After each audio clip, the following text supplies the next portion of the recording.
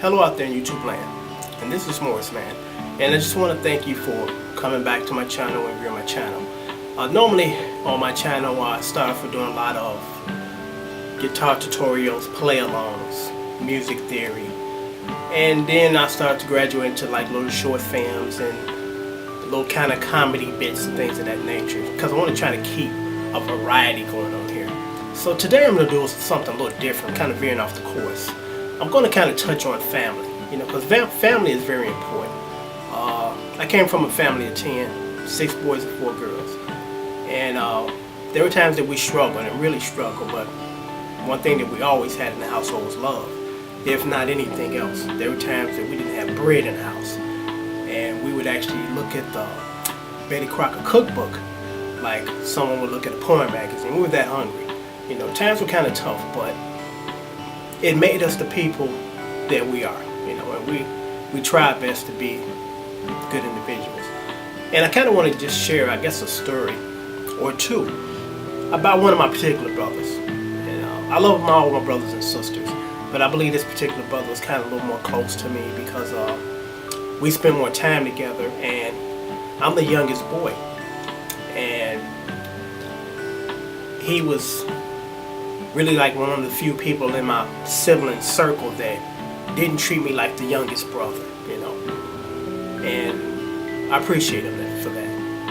And here's a little story about that particular brother. I'm not going to mention any names, but we were always pretty close.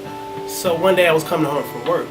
This is when we were all still living at home, and my brother, when I come in, I walk past his bedroom before I get to the kitchen. And it was customary for me to kind of just nod my head at him, glance in there, and he nod his head back.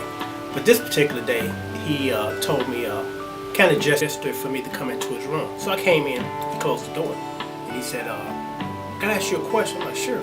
And he asked me, he said, he had this drawing in his hand. He said, "Does your penis looks like this?" And I looked at it and kind of laughed. I said, "I guess it kind of resembles that. Why?" And he shared something with me that I didn't know. He said, "Well, I haven't been circumcised." So that was the first time I had heard of that. I was circumcised when I was a kid. And the reason why he was concerned or bringing it up was, at that particular time, he was engaged to marry a woman. And at that point, they had already become intimate. So I guess she didn't particularly care for the uncircumcised look. And I just kind of want to say this before I continue the story.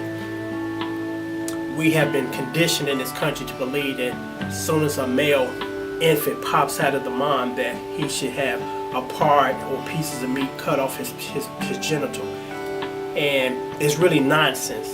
There's no actually medical reason that procedure should be done, other than it's kind of a vanity cosmetic issue. Because what I've been told throughout the years, which was not true, is it's unhealthy or it's unclean and it's unsanitary, and bacteria get in that area where your skin is at, and it causes infections. That's absolutely false. But anyway, back to the story.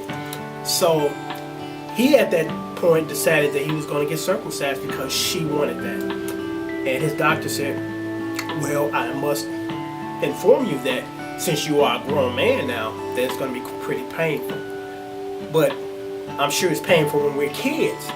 But the thing is, nobody can hear a little baby say words because babies can't talk. But I'm sure if babies could talk, they'd be like, 'Hey, that hurts. You're cutting a piece off me.'" But anyway, so he decided that he was going to do this because she wanted him to do that. So the doctor said, "Well, yeah, we can do this, but it's going to be a little painful. And also, you're going to have to literally stay away from your fiance for almost 3 to 4 weeks. You can't have any kind of contact sexually, not even have any sexual thoughts that would cause an erection, because it would literally bust your stitches, and we would have to rush you back to the hospital and stitch you back up."